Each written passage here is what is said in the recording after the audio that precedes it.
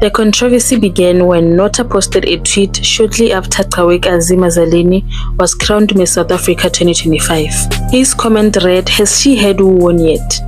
A direct mockery at Maya Lerox's disability. What may have been intended as humor quickly sparked outrage. Maya, crowned Miss South Africa in 2024, has been a powerful advocate for inclusion and accessibility. Her reign was marked by grace, resilience, and representation for the deaf community. Mzansi didn't let it slide.